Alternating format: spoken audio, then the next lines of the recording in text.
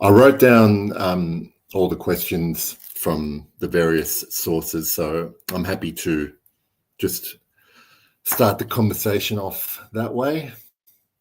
Hi, Joel.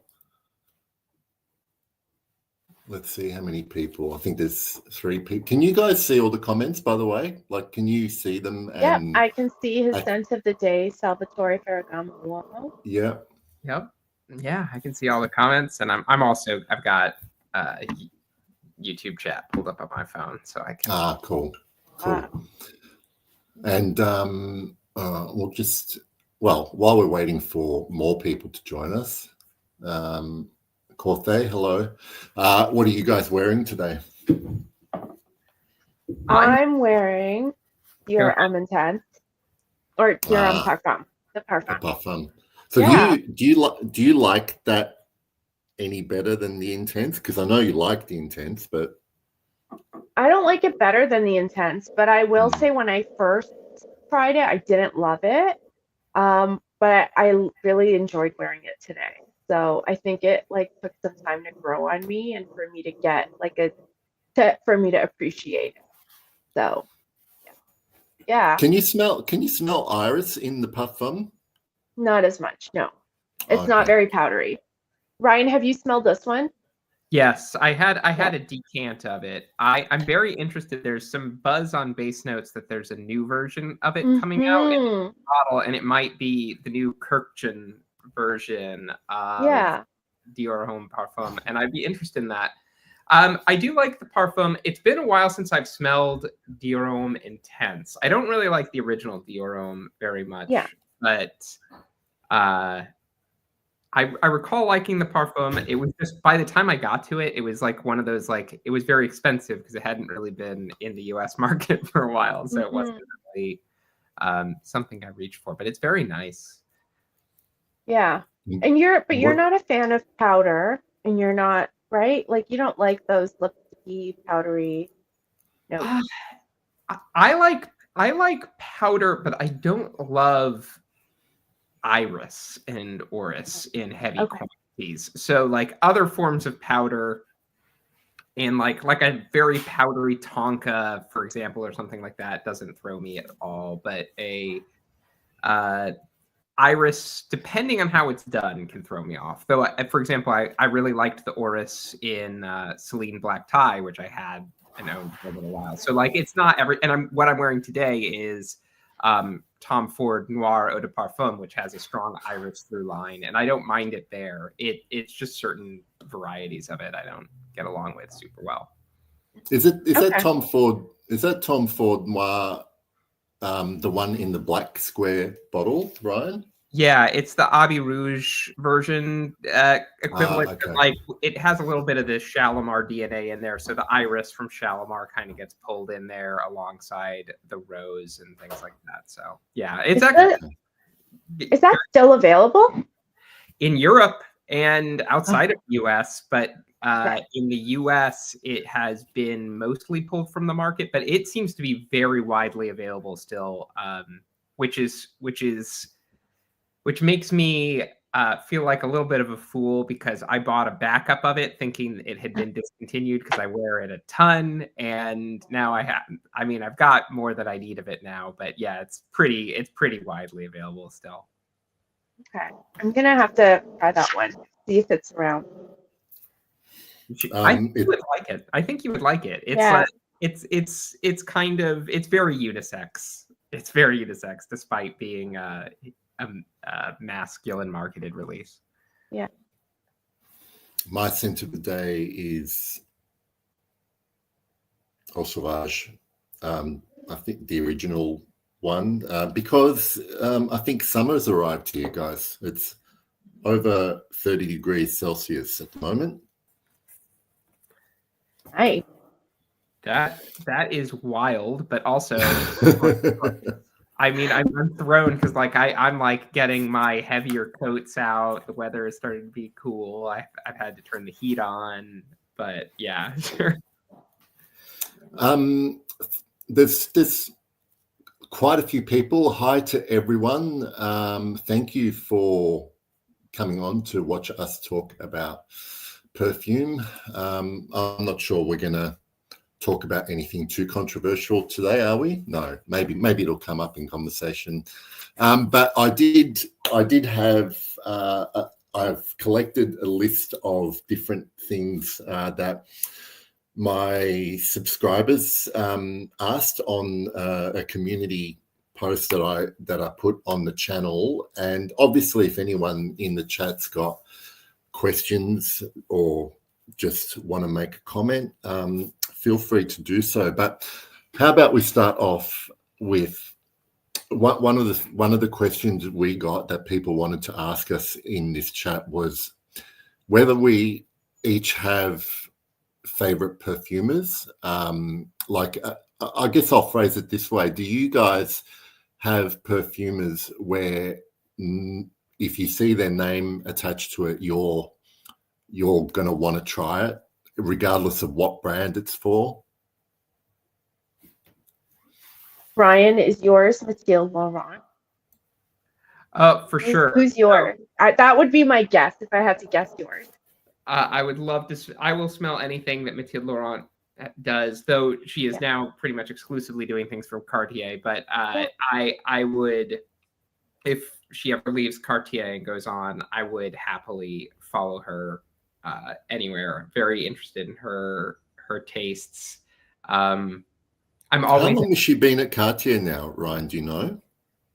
That's worth a quick Google. When did it was after, I mean, it's been a little bit because, you know, it was after the Declaration years, 2005. Yeah, so right. She's coming up on her 2-decade anniversary at Cartier. I wonder if they'll let her release something really special, having been there for 2 decades in the coming year. That would actually be something to keep an eye out for.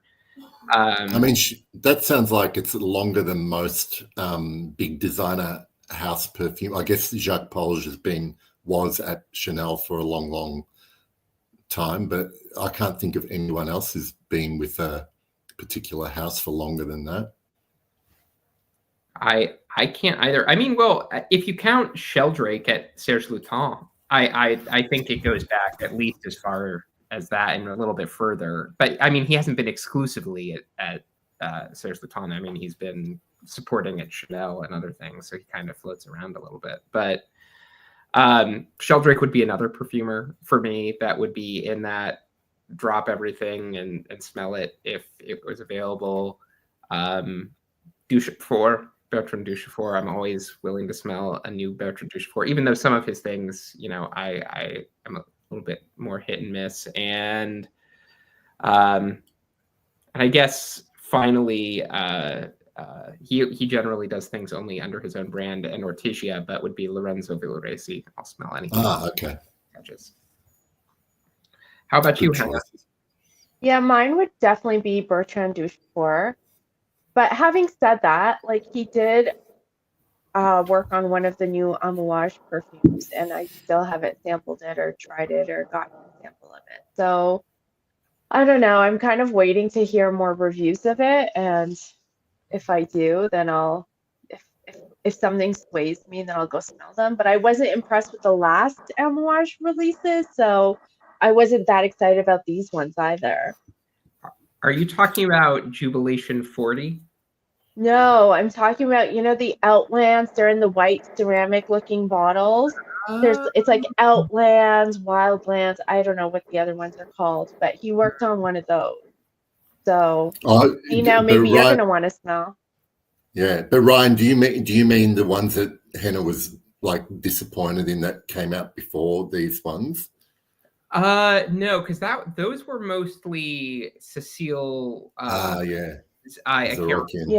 Rokian is I always stumble over her last name, but yes. And then a few other people, but those releases I wasn't very fond of. I did smell Duchefort came back to do Jubilation 40, which is essentially like the hyper strong version of Jubilation 25. And I briefly smelled that at Duty Free just like a month or so ago, and thought it smelled decent enough, very amouage-y in the stereotypical way, but I wasn't as bowled over by it as I wasn't running out to buy a bottle. Let's put it that way. So, he's great. I think all three of us love Duchefort to one extent or another. Yeah, absolutely. So, any others that you just kind of like would go nuts for, Henna? I don't know. Probably not. I don't think there's anybody else who I've collected quite as much. Duchefort, I just have had so many of his perfumes that I love, and I guess it starts from the L'Artisans that he created. I like those, and then I just like followed him from there. So I've yet to even be disappointed in stuff that he's made. This is the bottle. Hold on. This is what the bottles look like of the new amouages, right? Oh, so they're not using the standard amouage bottle that I'm used to. No. Yeah. So this one's called Reasons, and that's the one that he worked on. And there's 3 in this release. He did one of them. And I am curious to smell it, and I think I don't know. I haven't read any or heard anybody else try it, so I haven't been. Are they just being released as a single, like unisex? Because you know how amouage normally do a man and a woman version, and so these ones are just the one, right? Yeah, I think they just did the man and the woman version when Christopher was there, right? Yeah. Yeah. Okay. I'm looking that up. It's interesting. It seems to be controversial on Fragrantica. So if you do smell, what's not controversial on Fragrantica? Why are they controversial? Well, it has a rather low average on Fragrantica, 3.38 out of 5, which is essentially like a fail. Like half people didn't like it. So I mean, the note listing is really nice, and it seems right up the alley of what I would expect from Duchefort.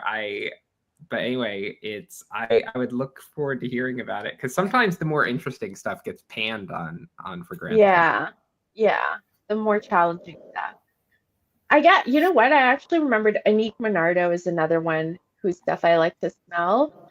But I feel like when they can design for anybody, they're not as consistently like lovable, right? Because they kind of lose their signature a little bit, because they're like conforming to whatever the brand wants or whatever that molecule is that's being used that year. So I don't know. She's another one, but she's worked on so much stuff that I haven't liked. But she's not so prolific these days, is she? Because I mean, I'm not sure what her situation is and whether she just freelances, and because I'm not sure if she's working with a particular brand or house, or even one of the fragrance companies like Givaudan or anything like that. But I could be wrong. Yeah. But yeah, I would like to see. I think she's working with a company because she works on some of the Boss perfumes. Oh, that's right. Yeah. Right. Yeah. And then I think it's Boss Bottled Absolute that just launched. Yeah. And that was in collaboration with other perfumes, I think. So, but I haven't smelled that one. She's with Simrise, it looks like. Okay. But she's been with others in the past, like she was with Firmenich for a while, which is so. Yeah, and I agree with you, Henna. It's like when those people are kind of, or they don't have a brand to their own name that is kind of giving them like a really distinct playground of their own. You get a little bit more anonymity. But I'm surprised you didn't mention one of the Polges, given your love of Chanel perfume so much. Yeah, but I love Chanel. I love the Les Exclusifs, but I haven't thought out any of the other things that Christopher Sheldrake did. Like, I didn't smell any of the. Oh wait, no, I did smell one of the Roberto Greco ones. I think it was called Porter Chapeau. I smelled that one. Yeah, I don't know. I wouldn't say I just don't stand him quite as much. I don't know. Stan Chanel, not the perfumer. I understand. Yeah, Yeah. right? Just, well, really just Coro Mandel. Everything else is like, I could take it or leave it, I feel. So I don't know. Yeah. And coordinate, I yeah. No, I Go was ahead. going to say I would have named Christopher Sheldrake as the guy that I would want to smell everything that he makes, which is one of the reasons I really wanted to smell Rock when I got a chance to. And Bertrand Duchefort, yeah, definitely, probably those two. Mhm. Yeah, I can't. I mean, there are definitely people that I'm kind of starting to I want to explore more Daniela Andrea things, because I don't think I've smelled enough of what she's made. But what I have smelled in the past has really impressed me. So I think I just need to, find some more stuff of hers to smell. Yeah, Daniela Andrea is a really interesting voice, and I wish some of the stuff was easier to sample because it's very interesting. Like, I was so impressed by. And she's at Givaudan, I think, at the moment. Yes, I believe But she so. does all the Prada perfumes, right? Like, she's, Yes. yeah. Yeah, she does, and I remember when we were in Milan together, and I sampled Marion Bod at the shop, and I was so taken with it. I have a bottle of it now. It's such an amazing perfume, and it speaks to her incredible, gift there, that I would love to smell more of what she's done, especially in that line, because Marion Bod is such an interesting exclusives line perfume. It's like, it's a little bit more, once I've gotten to know it, it's like it gets compared to something like Le Lion, but it's like, it's even more retro than something like Le Lion. It's like really made for like a vintage perfume lover that really loves something in that like mid 20th century vein. Really beautiful stuff. Yeah, she's talented. Yeah. I want to smell that line again. I don't think I got enough time that particular trip to that store that had those. But yeah, I got to spend more time with that Prada exclusive range. I'm just gonna, Joel. I hope you like Afternoon of a Fawn, but I absolutely love it. It is unlike many other things that I've smelled. Let's see who's. So Ryan, this past week, I was just like going over Base Notes review. Like, I felt like I needed to leave for granted because I was like getting my bearings on Base Notes a little bit, and I read so many of your reviews, and like, I think you posted one of Dior Homme Parfum. I think you did, right? Did I? I think so. Maybe it was someone else, but I came across a few of yours, but you don't post any of them to your Instagram. I don't. When I post my reviews on Base Notes, I'm mostly just doing it so that I remember what my review was. And yeah. So like when I go back to it, I can kind of remember what my thoughts were on it. So I don't necessarily advertise it publicly, but my reviews are on Base Notes.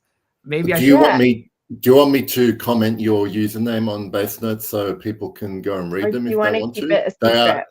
They're excellent, but it's up to you. I don't have to. No. I'll put it in the chat. I was just surprised because some of you don't write very lengthy captions on Instagram at all, and then on Base Notes there's like, descriptions of the notes and like the changes and the perfume and thumbs up or thumbs down. Like, you're much more detailed, and that's so funny that you're doing it for yourself, because I do it for myself on Instagram. Like, I'm just. So sometimes it's very lengthy and sometimes it's not, but it's like whatever I can think of that scent. However, I can describe it for myself at that time. So yeah, I just thought it was interesting. I think it's because Ryan knows his audience. It's less because I know my audience and more because Instagram by default hides a lot of text, and it's hard for me to find things in the past if I posted it and go back to it. So Base Notes has just made it very easy. Like, I'm marking that I'm wearing this today and click that, like, press the button that I'm wearing it, and then write a quick review right there and like store it and access it later. It's just the ease of it. But maybe I should start copying and pasting my reviews from Base Notes into my Instagram captions. I don't know. I got no advice for you. Whatever you have time for. You can decide, Ryan. I will decide. Did we pull up Joel's comments to talk about Bois 1920? I only pulled it up because I haven't had a chance to really get into this brand, even though they've been around, a lot. But they're not really readily available here. But I think next chance I get, if it's at Esxence or anywhere else, and I see them, I think I'm just gonna try and smell as much of them as possible. Have you guys had much experience with them? Nope. They have so many releases, so I would hesitate to say that I have a lot of experience with them. They are carried near me, so there is a certain subset of them that I have access to, and I've owned a few of them.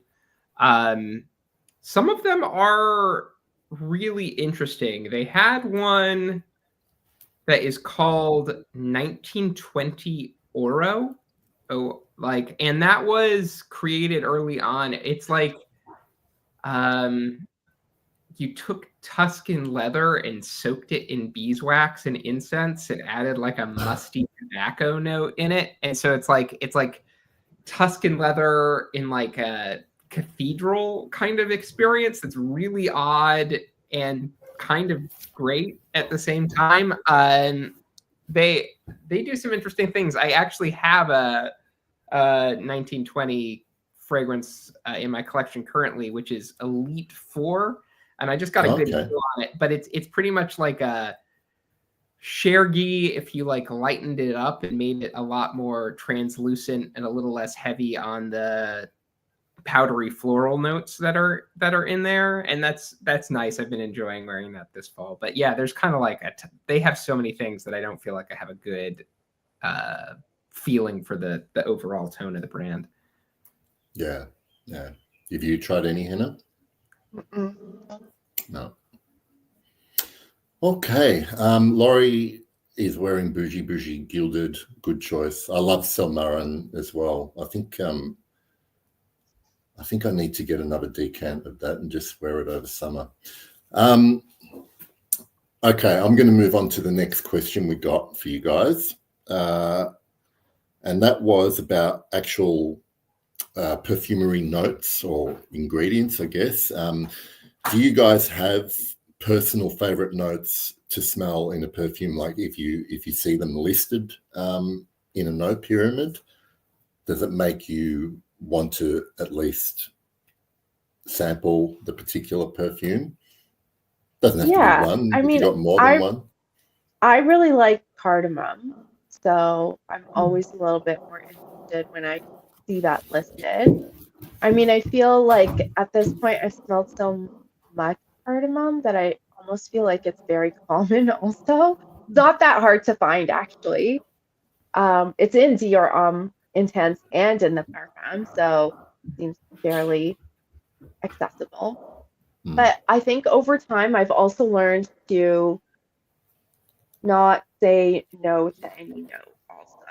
So it's just best to smell it and, avoid the notes altogether and see what you're impressed with. Because the notes are, even if they're the same notes, like they don't always present in the same way.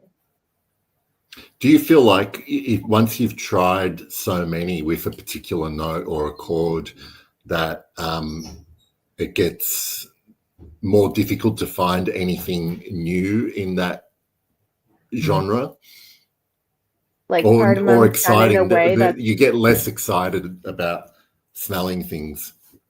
yeah, I guess like I'm not as excited with seeing cardamom on a note pyramid anymore because I just have smelled so much over time and it is actually present in so many things. But that's a note that I like, so I would be more interested to see it. What about And you, Mike? are you still on an almond Yeah. quest? Oh yeah, and almonds. I can't get enough. Yeah, I just keep. And the funny thing is, sometimes it's not even like prominently listed, like it's not in any of the advertising or the reviews you hear. And then I spray it and I can smell it. And I'm always like, oh my God, here it is again. So I'm just having a year with almond. I just like And find it everywhere. Yeah, you become more finely tuned totally. into smelling it. Yeah. Yeah, totally. Whether it's coming from tonka or heliotrope or like actually just like an almond accord. Yeah, I just like have found it and then I'll go research it and someone else will be like, oh yeah, I really like the almond in this. I'm like, I knew it. I smelled it right away. So yeah, Well, that's been good. So almond and cardamom.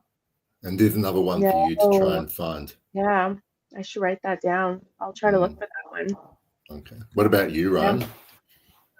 Well, I feel like I'm such a cliche at this point when you're like, what notes does Ryan really like? Like it's not really Tobacco. a shock.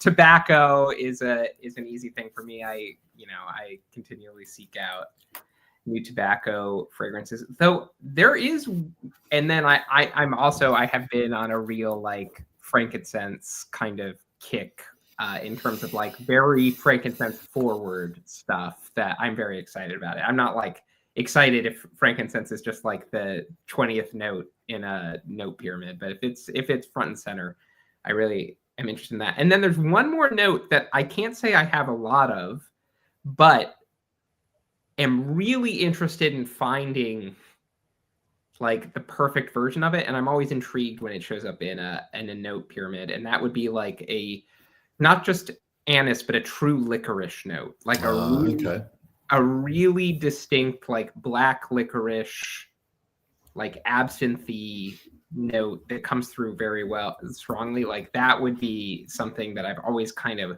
really wanted. And the closest I got to it was Nikolai Cuba Queer Intense, but that was a little bit, it was a little bit of a too much for me in terms of like the denseness and thickness of that. But that is more of like a licorice bomb than anything I've ever smelled in my life. I actually remember smelling that and thinking the same thing. The only other things I can think of that I've worn with a licorice note, like it's there, but it's not too strong. It's is Au Noir from Dior, particularly the older version that I have. But the only I remember the Lolita Lempica or Masculine having licorice as well, but I don't know. I haven't smelled that in a long time. What did you think of that one, Ryan? You probably have that. That's easy to. The Lolita. Yeah. I haven't smelled it because I feel like if I came to it now, like it. So this is what this hobby does to us. It makes it, but it's like it was like. I was like, my initial thought was like, if I went to grab it now, it's like it can't be in good shape still, right? Like that one's been true. Way. Like that was my gut level thought, and I haven't based that on other than like a gut feeling, so I just never looked into it. But maybe no, you're probably right. But you never know if someone's like decluttering, you know, like their grandma's attic or something, and they like have an original. You just like that stuff happens too, right? It and does. There's an original bottle that's like dusty and smells great. Sure. And I mean, that probably is a good fragrance where like if I just looked around on eBay, I can probably find an old easily. Yeah. So I probably should look into that. And I've been meaning to after smelling Tom Ford Black Lacquer recently. it's gotten compared a lot to Comme des Garçons Black, which I haven't smelled in a very long time, but that also, I smelled that once like years ago, and that has a kind of like licorice element in it that often gets cited, and I kind of want to revisit that, because if it is like Tom Ford Black Lacquer, A, I'm probably going to enjoy it, and B, if it's that with like a little bit more licorice and smoke, that's probably up my alley. So, what about Barry Lyndon by Maria Candida Gentile? You know that one? That one was like quite absinthe. It has got an absinthe kind of note in that perfume. I'm not sure if there's anything I smell that's like similar to licorice in it, but have you smelled it, Ryan? Briefly in passing, that's a brand I would love to really sit down with and spend some time. I've generally liked what I've smelled in passing, but I haven't been able to give a lot of it the attention that I think it would really deserve. I actually am sitting on a sample or two that I probably should pull out and give some more dedicated wearings. But Barry Lyndon, Barry Lyndon, I probably should own by default, just because I love the movie Barry Lyndon so much. It's a movie that's near and dear to my heart. So I've always been tempted to buy it just by virtue of the association. But did you pull it out, Pep? Is that what you're grabbing, or did you? I was looking for it, but I think I've got it in another room, so I can't show everyone. Sorry. Oh well. I honestly was trying to think if there was a note that I'm obsessed about recently, and I honestly couldn't think of anything. Like I've really had phases like over the last few years. Like, you know how I mentioned about you smelling all the cardamom perfumes, Henna, and whether you kind of just get bored or of anything you try. Yeah. I went through that phase with amber perfumes, like when I'm talking about amber, like not ambergris, but benzoin, labdanum, vanilla style ambers, and I felt like I just did as many as I could, and then I got over it, and now I have actually very few proper amber perfumes in my collection. I went through a phase with Immortelle as well, and I feel like I smelled all the best Immortelles I could smell. Like Au Noir is one, and I've got Sable from Annick Goutal and 1740 from Histoire de Parfum. So I don't know if I've got a particular note or ingredient that I have to admit, though, Henna, that I'm actually starting to want to explore a bit more iris perfume since smelling things like night clubbing and enjoying that. And so I don't think I dislike iris as much as I used to anymore. Mm-hmm. I almost like the more lipsticky, more like synthetic kind of iris better than like a very parsnip, carrot, fruity kind of iris. Yeah. So, but that's the fun, right? Is like smelling all of them, and then it's not that you're not as excited. It's just that you find your best one, and then everything else just pales in comparison. You know what, Joel? I have smelled Immortelle Quartz, and admittedly, it was only a very brief smell on a strip. I haven't like worn it on my skin as a scent of the day, but I kind of felt from memory that it just seemed a little bit rough around the edges for me. I don't know. Like I think something like Goutal's Sable is about as much Immortelle pushed to the limit as I can take, and for some reason there was something about Immortelle Quartz that wasn't sitting right with me. I love Immortelle, so I can't get enough Immortelle. I've never really thought about like seeking out Immortelle, but if I think over my collection, there's just so much that has Immortelle either as a star or as a component. Iris, I probably need to. If you're going to do an Iris quest, maybe I should do it and see if I can really reconcile myself to it. What I really don't love is like the Francesca Bianchi approach to it, which is just so thick and bombastic that I feel like I kind of get a little bit overwhelmed by it. Whereas something that's a little bit more delicate, like I love the Iris and Shalimar, but Shalimar has a ton of other stuff going on. So Iris and vanilla and in that kind of combination works very nicely. I think if I were to have a bottle now, Dior Intense would be something I would wear a lot. But yeah, I have a lot of vanilla stuff, so I just haven't been rushing out to grab it. Here's a recommendation for you, Ryan. I haven't tried a lot of Mancera, to be honest, because I get overwhelmed by how many perfumes I actually have, and I would not know where to start with a house like that.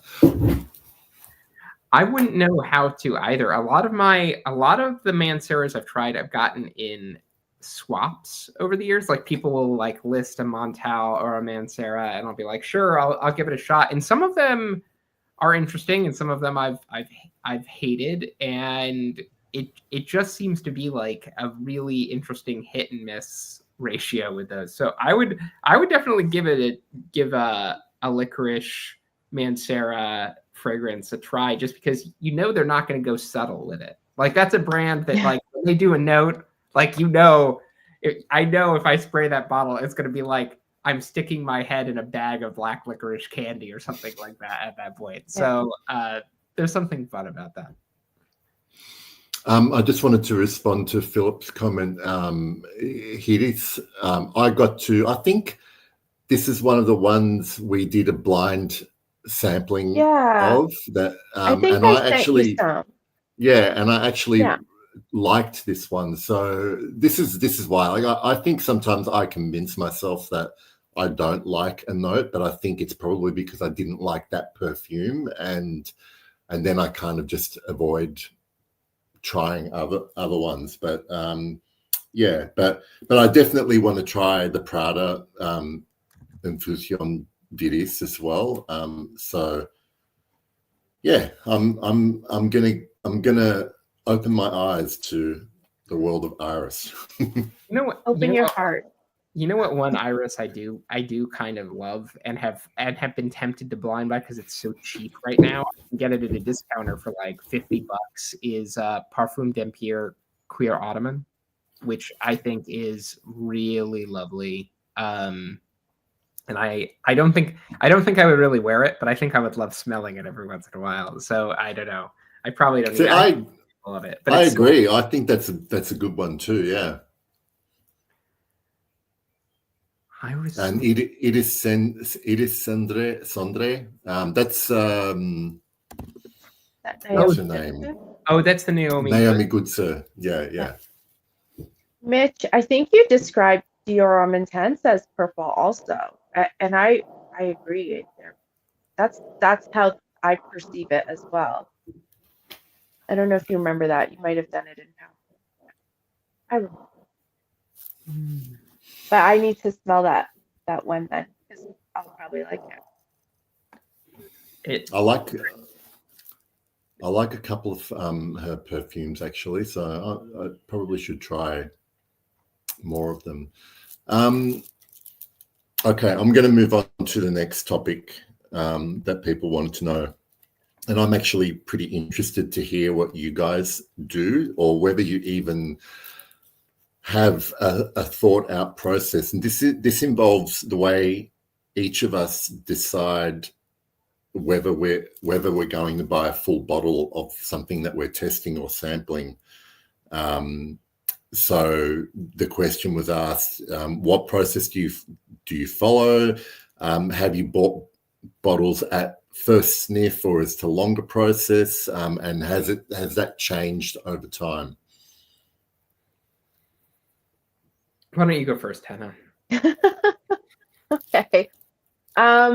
So yeah, I guess my process has changed over time. I used to like, I don't know, I used to put things on a list and then just pine over them for a long time, and now I just buy it.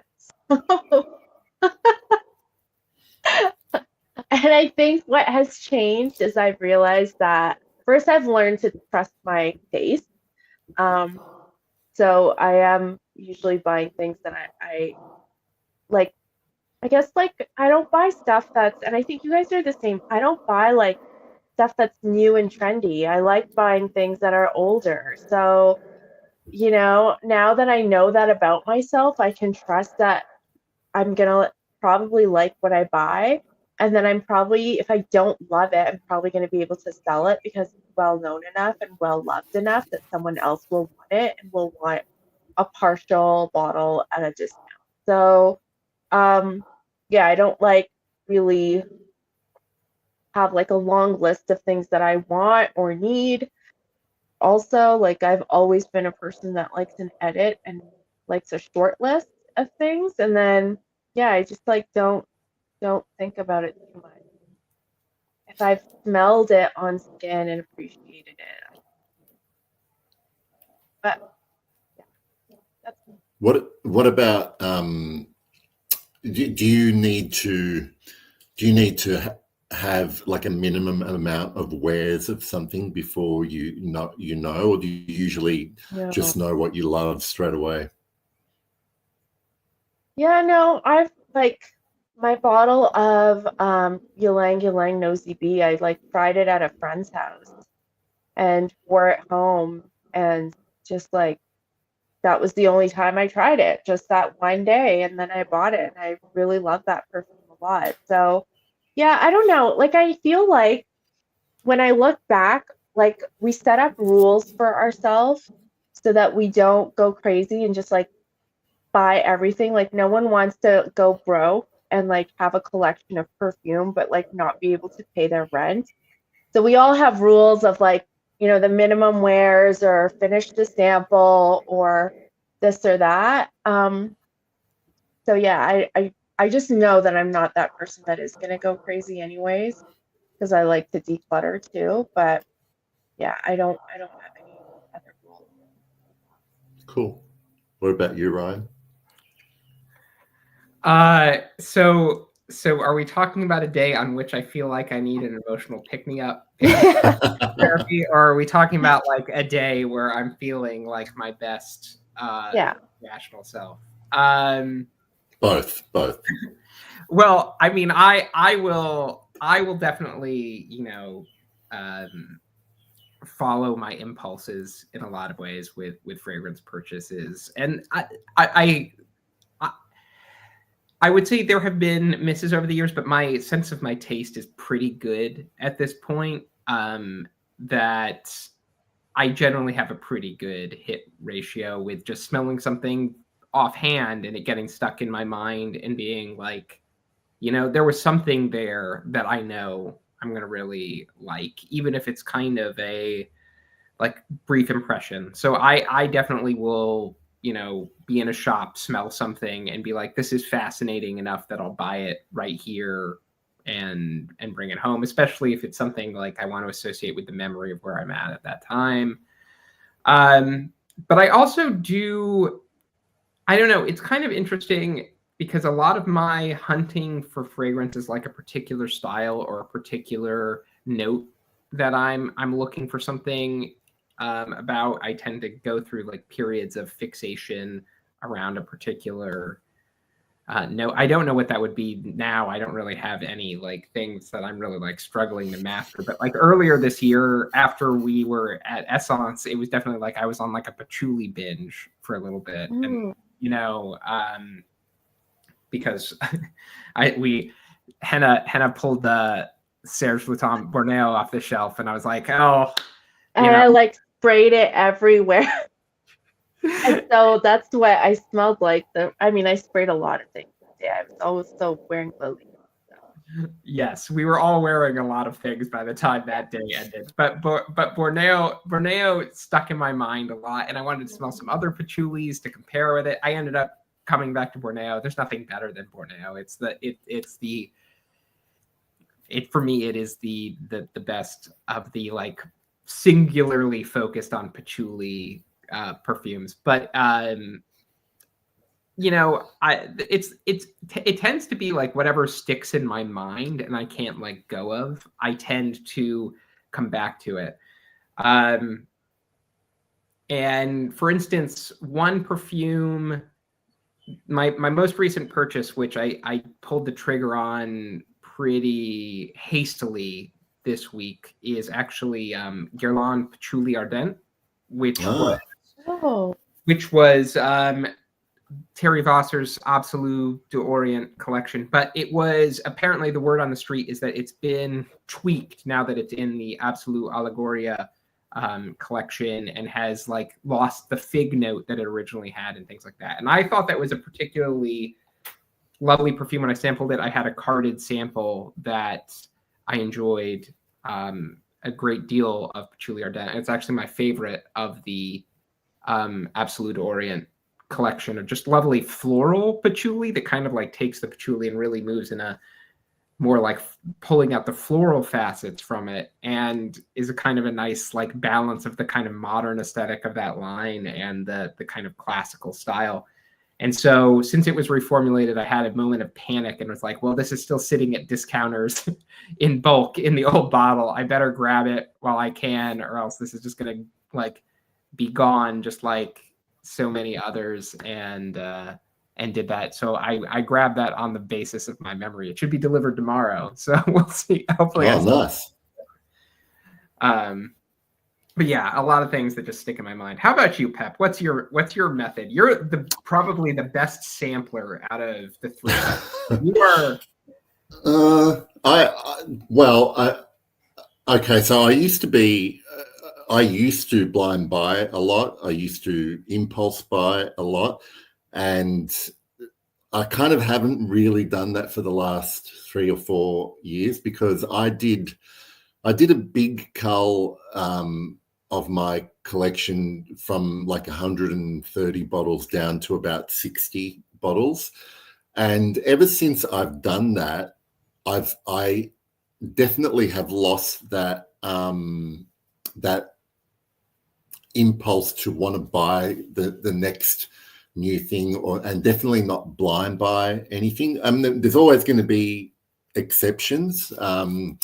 Like, you know, I did very quickly jump on the Habit Rouge Privé wagon because I already loved Habit Rouge. I got to smell that one, and I knew that seemed like something that wasn't going to be around for long. So I got that. But usually what I found is, and I think Henna mentioned this before, is that I can't remember if it was you, Ryan, but I don't really buy anything that's been released in the last 12 or 18 months. And for the main reason being is because I live somewhere where we're probably going to be the last people to try any new releases. But I also found that I become more interested in the fragrance if the hype is still around about it 2 or 3 years later. So then I become more interested and think it's not sort of manufactured hype because it's new and everyone's talking about it. If people are still posting about it or writing or trying it, writing reviews about it 2 or 3 years later, I think, well, I mean, there must be something to it. When it comes to sampling, it's not a strict rule I follow, but basically if I finish a sample of whatever I have, whether that's 2 mil, 3 mil, 5 mil, and I've enjoyed it the whole time, and by the end of that sample being finished, like I feel like I'm going to miss it, then that's another. At the very least, I'll put that on my wish list. Like, you know, I've had Le Lion on my wish list for a long time, but I still have at least 15 mil of it in a decant, and it's probably going to take me ages to finish. But I haven't bought a bottle. I know the prices have gone up and everything, but I'm still enjoying it while I have it. But if I get to the end of that 15 mil and I really need it, then I'll just pay the money and buy a bottle. But like I guess in my old age I've mellowed a bit and become less impulsive about purchasing bottles, taking my time, because I know that some fragrances I've started off not liking and ended up loving, and vice versa. Like some fragrances 5 years ago I would have bought after trying once, but then I found that after wearing them for a few months I'm not that much in love with them anymore. So yeah, I guess I just trust myself a bit more to know by the end, whether I want something. And I have a lot. Sorry, I was going to say I have a lot less FOMO than I used to have when it comes to fragrances. At least with Lolion, they're not going to discontinue that. Yeah. Absolutely. I'm just going to try and catch up with anyone who's asked anything. That's all we know to talk about the man. Sorry. I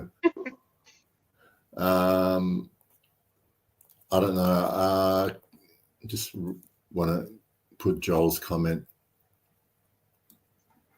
I haven't tried any Kajal stuff. It gets talked about a lot on social media, but I haven't tried. What about you guys?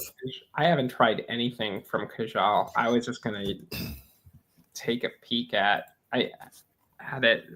So interesting. Are they from? I've got a feeling. Are they the Polish brand? I don't know. Because I get confused. There's a few brands that have a very similar sounding name. Okay. It's UAE. It is. Okay. Maybe I'm thinking of Collage. There's actually a Collage brand as well. There is Collage, yes. Yeah. I got them confused, but they've done, like some of the perfumers are Christian Carbonell, Rosendomatu, Mark Buxton. Okay. So potentially similarly interesting stuff in there. It's just, man, there's just so. I mean, speaking of just so many brands, like one thing I did the other week, just out of curiosity, is like I went and looked at like all the brands that are currently for sale on Fragrantica, and I realized I haven't heard of like at least like not Fragrantica on Fragrance Net, just to see what is it like discounters, and I was like, I haven't heard about like 65 to 70% of like the brands there right now.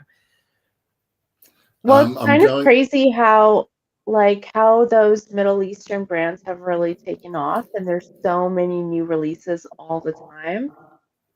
And when you go to like the latest releases, like the top releases are always from like the Middle Eastern houses at discounters, right? Like they're like almost directly to discounters.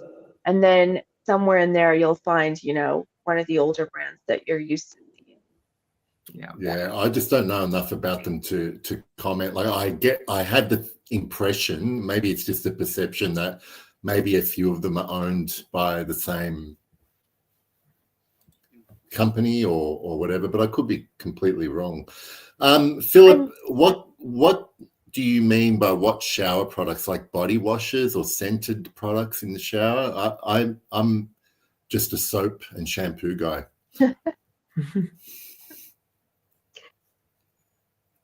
Maybe Philip was looking for some brand recommendations. I think, I couldn't recommend anything. I mean, if I'm going to splurge, I can't go. I always am interested in trying L'Occitane products that for the bathroom or stuff like, someone was actually telling me about an Eau de Bois shower gel from L'Occitane. So I'm really curious to try that, given how much I love that scent. I like their almond oil shower. Classic. What about you, Ryan? Do you have any special shower products that you love? So in the United States, I use a lot of the Caswell Massey bar soaps. So they have a lovely almond soap, Henna, that I have and use right now. It's very nice. I use a lot of their products. I have currently also some, and I've actually really liked it in terms of like just men's grooming products. I've gotten these. I didn't pay retail for this stuff, but I got them substantially discounted. You find them sometimes substantially discounted. The Acqua di Parma, like men's grooming stuff, is actually really nice. Like the shaving oil and like post-shave lotion and things like that. Very nice stuff. So if like you see those like super discounted at, you know, Fragrance Net or Joma Shop or wherever you're looking, like pretty nice. But in general, I don't use a shower gel. I use bar soaps, and then I use like my shampoo and conditioner. My conditioner, I'm pretty committed to both my shampoo and conditioner routine, so I don't really mix that up. So the only thing I rotate in and out is like a bar soap on occasion. So drop the shampoo and conditioner routine. Like, what is it that you're using? You will not change it. Well, I need so I have it looks almost like it, when I get it, like I have eczema, but I get dry skin issues, and for that I use dandruff shampoo because it's very effective at combating that skin issue. It's actually like an allergic reaction, but dandruff shampoo is very helpful for combating that and keeping that under control. So I use that. And then let me look up I think the brand of conditioner I use is Matrix. It's not a cheap but it's very nice and has been working well, especially now that my hair is starting to get a little bit longer.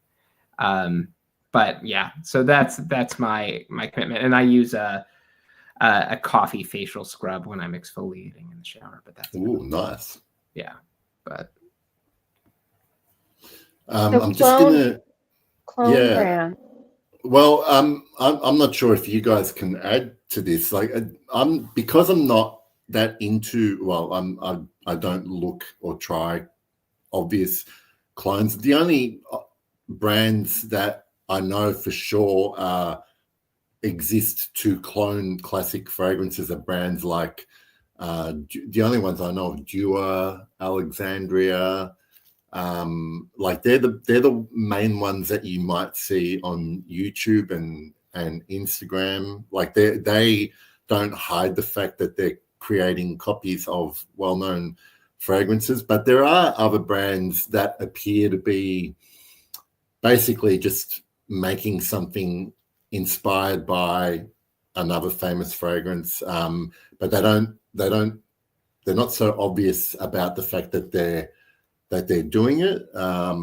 So yeah, I don't know. It is a bit more difficult these days to avoid brands that are cloned. There are some like higher priced so-called niche brands that a lot of people accuse of essentially cloning famous, you know, in some cases designer fragrance. I know Parfum de Marly get accused of essentially being a clone brand, or they've at least released things that are very similar to existing fragrances. I think I even heard the same about Tiziana Terenzi and Electimus, and these are all like really expensive brands as well. So, but I'm only saying what I've heard and read, so I can't tell you for sure because I haven't tried many of these fragrances. Terenzi is an interesting case because that brand has so many releases, and then that brand has like sister brands that have so many releases, and it's like it's hard to keep up with it. But yes, yeah, some of them are clones. There's like a Black Orchid direct copy in the the Terenzi line. And then there's some stuff that's original that's kind of interesting, but like it's a lot of these brands are very interesting in the sense that like they'll clone a little bit of something and then have a bunch of other original stuff that's kind of cobbled together, and it's kind of hard to keep track with some of the big luxury brands that are churning stuff out. But I mean, a lot of, you know, when we look at the new brands that have come out that we see on discounters and we've never heard of them before, some of them come out with new stuff and they have the same perfumers as like the expensive brand, right? And actually, you guys might know about this more. Like, isn't like Bois Imperial supposed to be a different version of Ganymede. what is it? Yeah, right? Ganymede, and it has the same perfumer. So I mean, is that a clone? Is it a dupe? Is it just like, what is that, right? It's way cheaper. Yeah, and it's like when you had Michel Almerac redo his famous Gucci fragrance as Bentley Absolute, Yes. and then he did it again with Parle-moi de Parfum and did another version of it.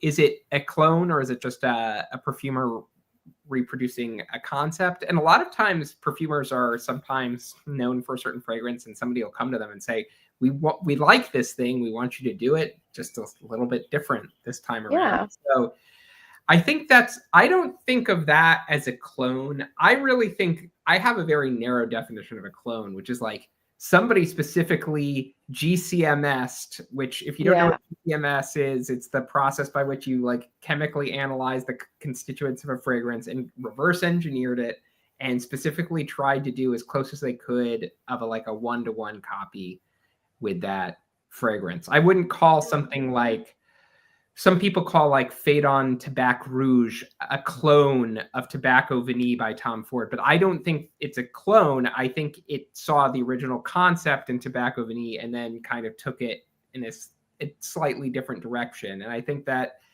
shouldn't be described as a clone. That's just kind of patterns in perfume expressing themselves as people. Yeah. The same idea. Like a cover song, yeah. Yeah. Or maybe like, that's more of a remix, and a clone is more like a cover because you're trying to make it sound exactly like the song, but it's just not going to sound the same, right? Yeah. Right. Yeah. Yeah. And I think part of it is the marketing too. If the marketing is that, oh, this smells just like that, that's why you should buy this, then you're saying you copied it. Right. Yeah. And I think Alex makes a really good point here that, like, are we... It would be actually difficult now to come up with something that no part of it reminded you of another fragrance. Like I find it very rare that I smell something that through from top to bottom through its development, I am not like at least reminded. I mean, we're not talking clones here, but I guess what I'm saying is there are a lot of fragrances in my collection where parts of them I can relate to another fragrance. So there's influences of other things and other accords, but like that's not technically cloning anyway. But I get the point that Alex is making here that, there's a finite amount of materials, and at some point there's going to be crossover with a lot of different scent profiles, and I guess it's just comes down to what the sum of all of those parts end up being. I agree. Yeah. And it's like a lot of like, for instance, there's not many. This is still like the benchmark for a lot of citrus, light citrus, cologne, cheaper kind of things that come out. There are so many things that remind me of Eau Sauvage. This is an example like Alex is talking about with Shalimar being the amber perfume. Any thoughts? No, I wholeheartedly agree. I mean, it's, you know, who are we to say that, like, obviously a lot of perfumers are working for brand asks, and it's very possible that a brand would give a brief that is literally like, hey, give me a Ventus, but like not a Ventus, and then the perfumer has to do that. So don't get me wrong, it's not all like perfumers just have the artistry to do whatever they want. But also, like, if a perfumer was sitting down and was like, don't get me wrong, I'm tired of Tuscan leather clones. If I never smell the Tuscan leather accord ever again, I'm good for it. But if a perfumer really wanted to sit down and be like, hey, I want to play around with that accord a little bit. That accord was interesting to me. I think I can find something interesting with it. Yeah, why wouldn't you do it? I'm not going to tell a pianist, like, you can't play a G major 7 chord because some other song used it. And so shame on you for trying to like play around and like build a riff on that just because somebody else did it in another song. I think it's perfectly nice for perfumers to continue to play with structures that other people innovated. Yeah. Hi, Rachel. That's I was going to say, Angelique Noir is one of the fragrances that's on my small wish list at the moment, but I'll have to save my pennies for that bottle, unfortunately. All right, I'm gonna. Oh yeah. I know. I found this on eBay. This is the first formulation. Yeah. It has the worst sprayer ever devised. I hate this sprayer so much, but yes, this fragrance is. A lot of people complain about that sprayer, and that it causes like pretty quick evaporation. Am I right in saying? So is that just a screw-on sprayer, like you screw it on yourself? No, it's not. Okay. No, it's not. I don't know if my bottle doesn't seem to have evaporated very much. So I don't know about evaporation, and it smells fantastic. But it doesn't. I would also say it doesn't smell very different from the current version of Angelique. Yeah. This just happened to be what I found for the best price on eBay. But it is a very beautiful fragrance, and Pep, I support your good taste in Angelique. Yeah, and hopefully they don't discontinue it like they've done with a couple of the other good ones. Okay, here's a question for you two and anyone in the chat. Do you have any fragrances that you've tried and are familiar with, I guess, and they smell drastically different in some way when you smell them on another person? And if you need time to think, what's yours? But Henna? I can't remember the name of it. Yeah, I can't remember the name of it, but I decluttered it and I gave it to somebody I know. It was like just a sample, a decant. And I was like, oh, I hate this. And I gave it to someone I know, and it smells amazing on them. To the point where every time they've worn it, I've complimented them. And I'm like, what is it that you're wearing? It smells different every time. I don't even know what I'm smelling. And it's always that perfume. And I think it was like a Parfum de Marly, or like it was a brand that I also like was not that attached to. So I was like, here, you can have this. It smells amazing on them. I couldn't stand it on myself. Like, it was just so sweet. But yeah, that does happen. That's a thing. Yeah. What about you, Ryan? I'm trying to think about something that smelled drastically different. I don't know about that. I mean, there's plenty of things that have smelled different on other people versus on me. One would be, for example, a fragrance that Pep and I both love very dearly, which is Sevilla L'aube by L'Artisan Parfumeur. On me, that the incense is very strong in that fragrance, where I get a lot of like the incense and beeswax. On some other people, it stays a lot sweeter and a lot more like vanilla-y, orange blossomy for substantially longer, whereas that kind of fades after the opening hour for me. So that's one that immediately comes to mind, because I'm pretty sure a lot of these that I did encounter, I've kind of moved on to other owners. So like the stuff that was different. One thing that did, okay, so my former, partner, she would wear Bentley for Men Intense sometimes, and it smelled great on her in a way that it never really smelled good on me.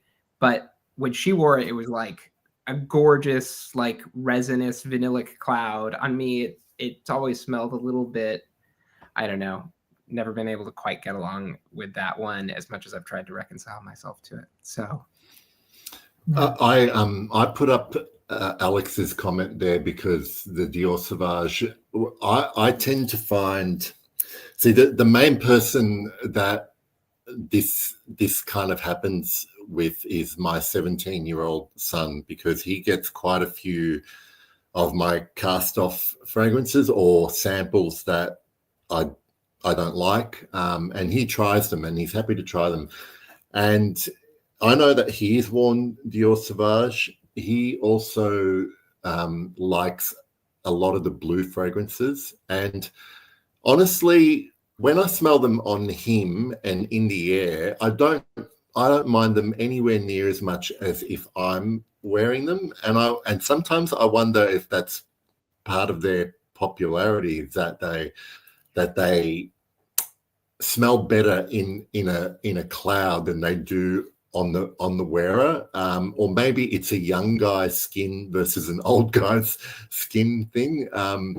But I don't nearly mind nearly as much the smell of those blue popular mainstream fragrances on other people than I do on myself. I really early on, like I'm talking when I only had a few bottles, I used to have a bottle of Paco Rabanne Invictus. And after a while, and once I started getting into other fragrances, that became unbearable on my skin. And like months later, maybe a year later, I was talking to one of my cousins at a party I was at, and I said, "Oh, you smell really good. What are you wearing?" Because obviously I was interested in fragrance, and whenever someone smelled good, I'd ask them. And he was wearing Invictus, and I just did not recognize it on him at all.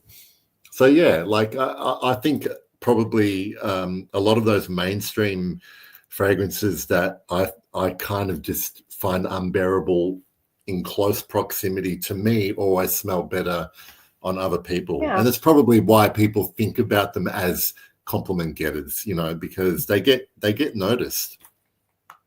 I have a friend that wears Burberry Her, and it smells so good, but I could never wear it. I actually found it to be so strong. It always gave me a headache. But it's like the distance, like when it's arm's length away, it smells amazing. It's great. And I mean, the irony is I'm the one that told her to get it too, because he wanted a dupe for Baccarat Rouge, and Francis Kurkdjian did both of those, right? And it's a pretty good dupe, so she got it, and it smells great. But I can wear it. Oh, so Burberry Her is a Baccarat Rouge inspiration. Oh yeah. Yeah, right. Yeah. I didn't know that, Hod. That's a Baccarat Rouge-ish thing. All right, that maybe I'm smelling that when I think I'm smelling like Ariana Grande Cloud everywhere I go, which I just assume is the default. Cloud is just more creamy, has like whipped cream notes, and then the Burberry Her I think is a little bit closer because it's got berries in the opening. So it's just a little bit closer to the Baccarat Rouge. Plus, it has the same perfumer, which I don't know who the perfumer for Cloud is, but it's not. Yeah, I wonder who did who was the perfumer for those ones. But I mean, obviously, I'm guessing that it wouldn't be hard for brands who have a brief, who get given a brief of make it smell as close to Baccarat Rouge as possible to find, to figure it out, given the GCMS technology that exists and all of that kind of thing. Yeah, I've been told reliably that the big firms pretty much as a matter of fact, just default will just GCMS their competitors' perfumes by like right. so they understand the structure. It's like it's industry secrets at that point. Like, why wouldn't you reverse engineer your competitors' perfume so if somebody is looking for something, you can be like, yeah, we can do a version of that for you and understand how to do it. So that is pretty standard practice. It is interesting that you mentioned Michelle Marak earlier about the Gucci Pour Homme, because I've been told, and I think it might have been Alex, the Perfume Temple, that said this, and along with a few other people, that the Bentley Absolute is pretty much, and he's the perfumer for that one, is pretty much a spot on replica of Gucci Pour Homme as well. I've only smelled. I actually got to smell the Gucci Pour Homme reconstruction at Losmatech at Esxence and in their stand because I had it. So I remember smelling that, and now I'm very curious to try the Bentley as well. And in cases like that, I think there's a place for clones, especially for discontinued fragrances that were much loved, albeit probably didn't sell well. And if you can't get them from the original brand, and if someone's willing to clone something and it's close enough, why not? He also did he did one of my favorite perfumes that I still have. That's like Bottega Veneta. It's like an iris suede. And then he also did Queer Amethyst for Armani Privé, and they are like so close. Like so close. Except one's a lot more expensive. Totally. Yeah. I mean, the Bottega is now discontinued anyways. Yeah. It's hard to find, but yeah, they smell almost exactly alike.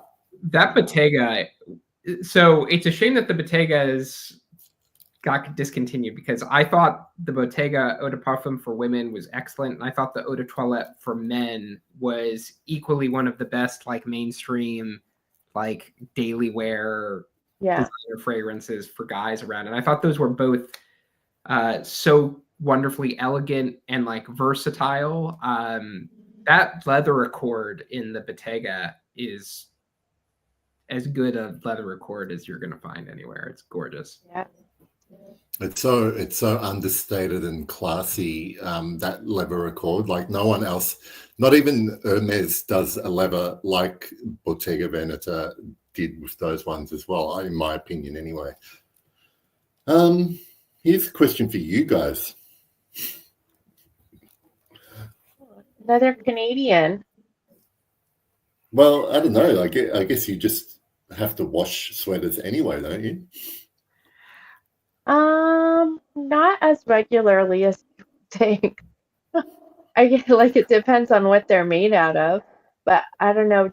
I don't know about your closet, John, but I will say that I have like a lot of sweaters. So by the time, and I have unlike my perfume wearing, I have a rotation for my sweaters. So for example, this one, and this is cashmere, so it's not just going in the wash, dry clean only. By the time it's the turn for this sweater again, it will not smell like perfume, but it'll be like a month or two. So, yeah. I actually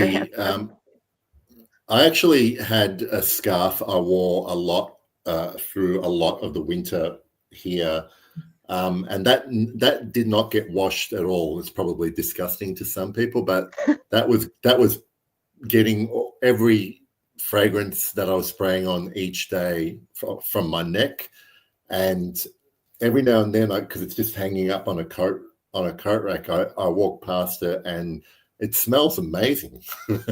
Yeah. I love fragrance being in your clothes. So I have a collar of my jacket that I've been wearing, and it has some fragrance in it. And now when I take it off the rack, I'm like, oh, this smells wonderful. I love it. But I tend not to buy nice cashmere sweaters. I wear sweaters that I wash. I tend to buy sweaters that I wash. But the other thing is that I do is I don't really apply fragrance to clothes. So I apply it to the back of my hands and like behind my ears. So it actually, like, I have to have like a proper like scarf or collar up here for it to really like get onto my clothes. So for my nicer sweaters, it just doesn't tend to rub off on them to begin with. All right, since Probably, you mentioned it, yeah. oh no, sorry, Go Hannah. ahead. Okay? I was going to say, since Ryan mentioned it, I'm curious now because I kind of now have a very set spray routine where I do like one behind each ear, and I actually do one on the back of my head as well. And I've stopped spraying on my chest completely, and I'll do one on the back of my hand just so I have easy access to it if I want to smell it. But what do you guys like? Hannah, do you follow the same spray routine when you put something on? And that's what I was gonna say. I think I probably wear less than most people would think. I really only wear 1 or 2 sprays. Like today, I only wore 1 spray, and I can still smell it on my wrist. So it's not really I going on envy my that. clothes or anywhere. Yeah. I've just got a sample of Vanagloria that someone sent me. Now I'm curious I'll be to right back. smell it. Okay. You haven't tried Vanagloria yet? No. I have a bunch of samples and all ones that I'm keen to try, but I just like am a little bit overwhelmed, and I need to basically make a schedule of. I don't know. How do you approach your sample testing? Because I can't be. I think Henna has mentioned to me before that she basically loves to just get them out and spray them immediately and smell them, whereas I can't do that. I need to like be ready to smell them, I guess. So if I get a bunch of samples, I just grab my scent strips in bulk and I'll sit down on the couch and smell 20 things in a row on a strip and then let them age on the strip and come back and do it. And I'll make an evening out of it. So I'm very similar to that. Otherwise, I'm very undisciplined. I love to bring bags of samples with me on like trips or anything like I do that and kind of like experiment with wearing stuff on trips and things like that. That can be fun. Before I forget, though, Vanagloria is going to be a tough wear for you if you're now in Eau Sauvage weather. Vanagloria is a cold weather creation for sure. I think you will be choked out if you apply it today. Yeah, okay. But, I mean, the good thing about where I live, though, is that even in summer, at least the mornings are still relatively cool, and that's why I can still wear heavier fragrances in summer, because they might be the first thing I spray on for the day, and by the time it actually does get hot, especially if I've gone outside, it's burnt off my skin. So it's very rarely an issue, but like, yeah, I mean, I totally get that. It's for me really, it's always.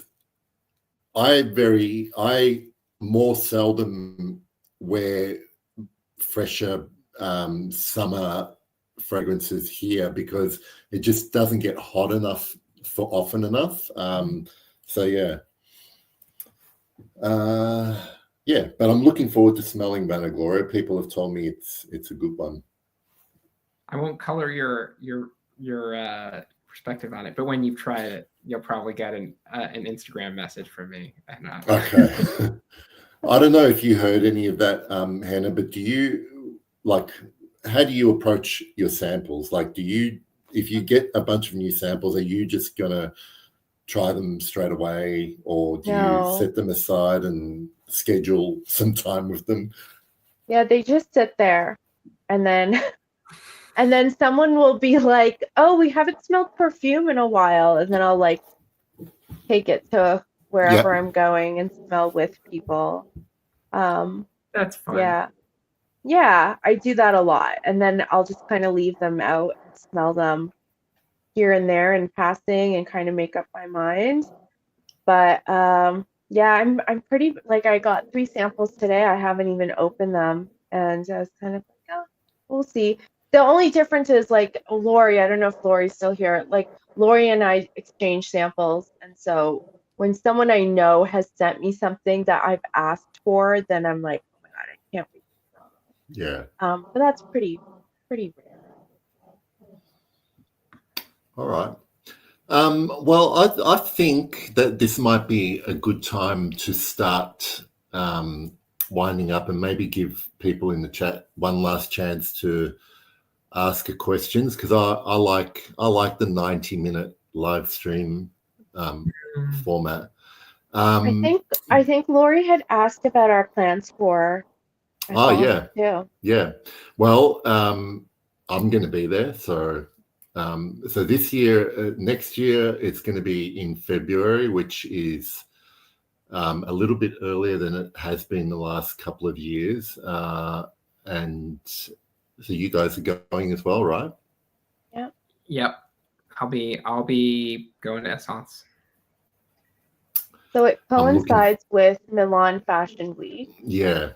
Which I thought was like the worst thing ever, because it makes it harder for us to like get good rates on hotels and all that stuff. But then I found out Bottega Veneta is like launching their perfume line in conjunction with their runway show. So I wonder if, like, as you know, perfume gets more and more popular, like they were like, let's just align it with these bigger brands and then we can like get more out of it. I wonder if that was, I think it was intentional. Like it's starting to make sense. We need to put a schedule together. It's gonna be intense, I think, that week with how crowded it's gonna be in Milan. Actually, that's probably I probably need to sit down and, like, when we get closer, think about like booking restaurant reservations and things like that. I think that's actually going to be like a pretty wild week for that stuff. But yeah, I think you're going to see a lot more fashion fragrance overlap, I would assume. And Bottega is a pretty interesting case. I've been hearing interesting things about their kind of relaunch there. So yeah. I mean, the only thing is, like, the things that we've heard, I don't know what you've heard. The things that I've heard has been from people that were invited to the launch. So like it's like an influencer or like a beauty editor, and they're not going to say anything negative. No. So yeah. It is true. Like I don't know the real tea as no, we're gonna have to wait till they're more available. Yeah. And I mean, I think, let's be honest, we've all been a little bit burned by designer exclusive lines. Some of them are really interesting. Like, I was really shocked by how much I thought the Prada exclusives line was really interesting. But for example, when I was at Duty Free recently, I was going through the Bulgari exclusives line, and I was like, those do nothing for me as a collection. So I don't know. I'll be interested to see where Bottega falls, especially since they just discontinued a lot of lovely stuff in their collection. It's kind of interesting to see them relaunch wholesale. Do I just on the designer private lines, I only just discovered that Versace have an exclusive line as well. Did you guys know that? Yeah. It's not super well regarded as far as I can tell. I did reviews online, and it seemed like people were a little bit like, yeah, it's pretty ho-hum. I don't know. It's always hard to beat the Hermes exclusives line relative to, and Chanel's obviously is impeccable. You know, credit where credit's due to the And Dior's is very well loved, I think. Dior's is very well loved. I don't know it super well enough to like comment on it. But yes, Dior's is very well loved. Probably more the original stuff that hasn't been changed or repackaged, I guess. So everyone in the chat, I hope, and if you're not, if you go to the description, you can get the link to Ryan and Henna's channels. So be kind and subscribe to their channels if you're not already, because I watch them. Have you guys got anything else that you wanted to say, or if anyone has got a last-minute question? Otherwise, I'm going to thank you two for your time, and it's always great to see you both. Yeah, Lovely to be here. I love seeing. I love chatting with both of you, so it's always. Oh well, you know, I look forward to doing it in person in February. Yeah. In the cold Milan winter. I'll bring my perfume scarf with me. Maybe you can find a new one. I'll just do Milan smells. Yeah, your requirement is that every booth you visit at Esxence you have to spray one perfume on your scarf, and so that by the end of it, it can just be a perfume documentary of your entire. Yeah. The Milan scarf. All right. Well, actually, we should do a kind of vlog video while we're there and see what we can put together. That'd be great. All right, guys. Thank you so much. Thank you, everyone in the chat, for joining us. I got more people than I was expecting, so that was good. I hope you all found that interesting, and leave any other questions in the comments of the video, and I'll try and answer them for you, and I'll get, if it's for Ryan or Henna, I can ask them. All right. Bye, everyone. Bye. Thanks, guys.